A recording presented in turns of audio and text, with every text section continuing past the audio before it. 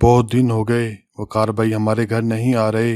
मैंने रजी भाई से पूछा तो उन्होंने कहा कि वकार आजकल मसरूफ है और परेशान भी। वकार भाई हमारे मोहल्ले में रहते थे और हमारे रजी भाई के बचपन के दोस्त थे। दोनों ने स्कूल कॉलेज साथ ही पढ़ा था। दोनों घरानों के अफराद का एक दूसरे के घर आना जाना था। वकार भाई की कोई बहन नहीं थी। एक भाई नादिर था। वो हमें अपनी सकी बहनों की तरह समझते थे। हमारा उनके घराने से ताल्लुक रिश्तेदारों से बढ़ के था। वकार भाई बहुत सुलझी हुई तबीयत के नरम इंसान थे। हर एक की मदद करना, लोगों के काम आना उनकी फितरत में शामिल था। जब वकार भाई कॉलेज में थे तो हमने सुना था कि कोई लड़की उनको पसंद करने लगी है। ये बात रजी भाई ने हमें बताई तो हम बहुत हैरान हुए, क्योंकि वकार भाई इन चीज़ों से कोसों दूर भागते थे। उस रोज़ जब वकार भाई घर आए तो मैंने उनको छेड़ा, वकार भाई आप तो बहुत छुपे रुस्तम निकले। ये हम क्या सुन रहे हैं? क्या बात है, मुझे भी तो बताओ ज़रा। उन्होंने हैरत से देव उन्होंने हैरत से पूछा था। मैंने रजी भाई को देखते हुए कहा था। उन्होंने रजी भाई की तरफ देखा तो रजी भाई ने आंखों आंखों में उन्हें इशारा कर दिया, जिस पर वकार भाई सरपटा से गए। अरे भाई, ऐसी भी कोई बात नहीं, तुम सब लोगों को गलत फहमी हुई है। मैंने मुस्कुराते हुए कहा था।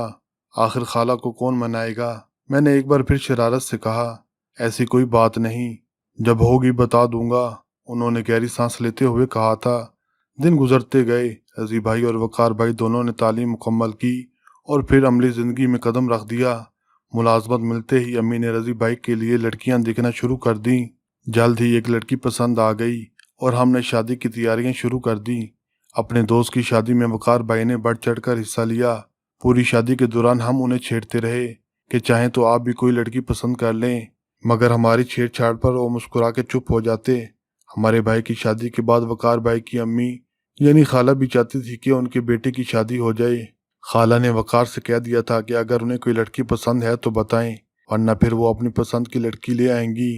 कुछ दिनों के बाद हमने सुना कि उस कॉलेज की लड़की ने खुद ही वकार भाई को प्रपोज कर दिया, क्योंकि उसने अभी तक उनका पीछा नहीं छोड़ा था।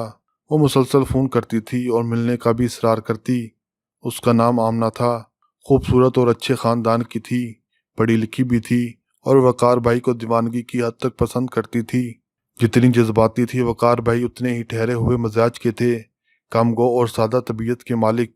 हालांकि कॉलेज में कई लड़कियों ने उनके करीब होने की कोशिश की, मगर उनकी सर्द महरी देखकर सब पीछे हट गईं। मगर आमना तो दीवानी थी। उसने कॉलेज के बाद भी उनसे राब्ता रखा और फिर आखिर अपने दिल के हाथों मजबूर होकर एक दिन उन्हें प्रपोज कर दिया, और साथ ही ये धमकी भी दे दी कि अगर वो शादी नहीं करेंगे तो वो खुदकुशी कर लेगी। इस सूरत हाल में वकार भाई काफ़ी परेशान हो गए। उन्होंने सारी बात माँ को बता दी। माँ को भला क्या एतराज़ होना था। वो रिश्ता लेकर आमना के घर चली गईं। आमना के घर वालों को कोई एतराज़ ना था। जल्द ही दोनों की शादी हो गई। आमना ब्याह कर वकार भाई के घर आ गई। वो अच्छी बीवी और सुगड़ बहू साबित हुई। खाला को भी उससे कोई शिकायत ना थी, और वकार भाई की तो वो दीवानी थी। वो एक मिनट भी उनके बगैर ना रह सकती थी। वकार भाई ऑफिस में होते तो वो बहाने बहाने से थोड़ी थोड़ी देर बाद फ़ोन करती। जब उनके घर आने का टाइम होता तो तैयार होकर दरवाजे पे खड़ी हो जाती, उनकी पसंद नापसंद का ख्याल रखती। खाला हैरान थी कि वो उनके बेटे को इस हद तक चाहती है।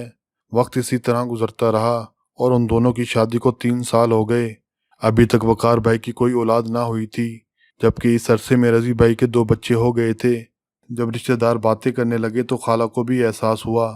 उनकी भी ख्वाहिश थी कि घर में पोता पोती की रौनक आए।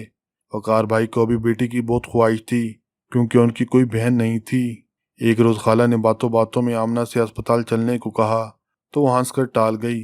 इसी तरह मजीद 2 साल गुजर गए। आमना मेडिकल चेकअप के लिए किसी तरह भी तैयार नहीं थी, और इस मामले में वो अपने महबूब शोहर वकार भाई का भी कहना नहीं मान रही थी। उन दिनों वकार भाई को चंद दिनों के लिए ऑफिस के काम के लिए दूसरे शहर जाना पड़ा। आमना भी उनके साथ चली गई। घर में खाला और नादरा रह गई थी। खाला कई दिनों से घर की सफाई का सोच रही थी। अब उनके जाने के बाद खाला ने सोचा कि कमरे खाली हैं तो सफाई ही कर ली जाए। उन्होंने मासी के साथ कमरों की सफाई करना शुरू कर दी, पर्दे वगैरह बदलवाए। आमना के कमरे में मासी से बेड वगैरह भी साफ करने का कहा। मासी ने जैसे ही बेड का गद्दा उठाया तो उसमें से दवाइयों के कुछ पत्ते गिरे। खाला ने झुक के उठाए तो हैरत से उन दवाइयों को देखने लगी। शाम को वो उन गोलियों को करीबी मेडिकल स्टोर पर ले गई तो उन पर एक होलनाक इंकशाफ हुआ कि ये हमल गिराने वाली गोलियां थीं। وہ سوچ بھی نہیں سکتی تھی کہ ان کی بہو آمنہ یہ حرکت بھی کر سکتی ہے۔ اب وہ بے چینی سے بہو بیٹے کی واپسی کا انتظار کرنے لگی۔ کچھ روز بعد جب وہ دونوں واپس آئے تو انہوں نے قدرے نرمی سے ان دوائیوں کے بارے میں پوچھا تھا، مگر آمنہ تو ایک دم سے پھٹ پڑی تھی۔ میں اپنے وقار کے بیچ میں کسی کو بھی نہیں برداشت کر سکتی، اس لیے یہ دوائیاں استعمال کرتی رہی ہوں۔ وقار بھائی بھی حیرت سے اپنی بیوی کو دیکھ رہے تھے۔ مگر وہ ہماری اولاد ہوگی، جو کوئی بھی ہو، میں کسی کو بھی برداشت نہیں کر سکتی۔ آمنہ کا اطمینان قابل دید تھا۔ تمہارا دماغ تو خراب نہیں، پاگل ہو گئی ہو کیا؟ وقار نے غصے سے چلاتے ہوئے کہا تھا۔ وہ کسی کی بات ماننے کو تیار نہ تھی۔ آخر وقار بھائی نے اس سے بات چیت بند کر دی۔ آمنہ سے اپنے محبوب شوہر کی بے رخی برداشت نہ ہوئی، لہٰذا اسے اولاد کے لیے راضی ہونا پڑا۔ آخر اللہ کے فضل و کرم سے چند ماہ بعد گھر میں یہ خوشی کی خبر گونجی کہ آمنہ امید سے ہے۔ وقار بھائی بے حد خوش تھے۔ خالہ کی خوشی بھی دیکھنے والی تھی۔ آمنہ کے گھر والے بھی بہت خوش تھے۔ آمنہ کے علاوہ باقی سب خوش تھے۔ آمنہ خاموش سی ہو گئی تھی۔ سب نے وقتی غصہ سمجھ کر اس کی خاموشی پر خاص توجہ نہ دی تھی، البتہ اس کا خیال رکھنے لگے۔ مگر آمنہ دن بہ دن کمزور ہونے لگی تھی۔ حالانکہ ڈاکٹر اس کا مستقل چیک اپ کر رہی تھی اور اسے اچھی غذا فراہم کی جا رہی تھی۔ حمل کے 5ویں ماہ الٹرا ساؤنڈ کرنے پر معلوم ہوا کہ لڑکی ہے۔ وقار بھائی بہت خوش ہوئے۔ تھوڑے دن اور گزرے تو آمنہ کی حالت خراب ہونے لگی۔ اس سے کچھ کھایا پیا بھی نہیں جا رہا تھا۔ کمزوری انتہا کی ہو گئی۔ وہ خاموش بیٹھی خلاؤں میں گھورتی رہتی، سب ہی اس کی دلجوئی میں لگے رہتے۔ 8ویں ماہ اس کی حالت مزید بگڑنے لگی تو اسے ہاسپٹل میں داخل کرانا پڑا۔ وہاں پر ایک نیا انکشاف ہوا۔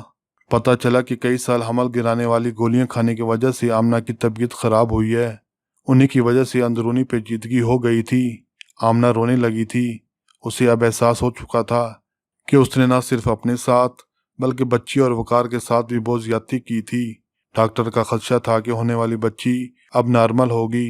ماں اور بچے کی جان کو بھی خطرہ تھا۔ سبھی پریشان تھے، سمجھ نہیں آ رہا تھا کہ کیا کریں۔ جیسے جیسے ڈیلیوری کے دن قریب آ رہے تھے، آمنہ مزید پریشان ہوتی جا رہی تھی۔ وہ روتی جاتی اور سب سے معافی مانگتی جاتی۔ ڈاکٹر زیادہ پر امید نہیں تھے۔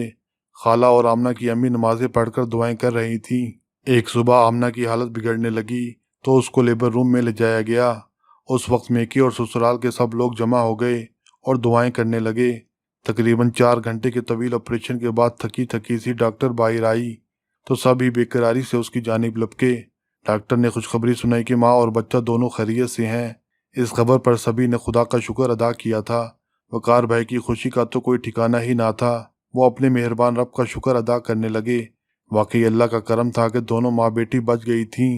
آج وہ بچی ماشاءاللہ 1 سال کی ہے اور آمنہ اسے بے حد پیار کرتی ہے۔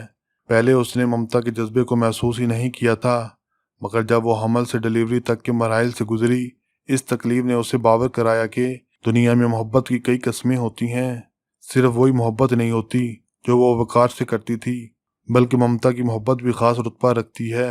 وقار کی محبت نے اسے یہ رتبہ دلایا تھا۔ وہ اب بھی وقار بھائی سے بہت محبت کرتی تھی، مگر جذباتی انداز میں نہیں، اور وقار بھائی بھی پہلے سے زیادہ اس کا خیال رکھنے لگے تھے اور دونوں مل کر اپنی بیٹی کا خیال رکھتے۔ خالہ بھی بہت خوش تھیں کیونکہ وہ بھی اپنی پاگل بہو کو بے حد چاہتی تھیں جو ان کے بیٹے کی دیوانی تھی۔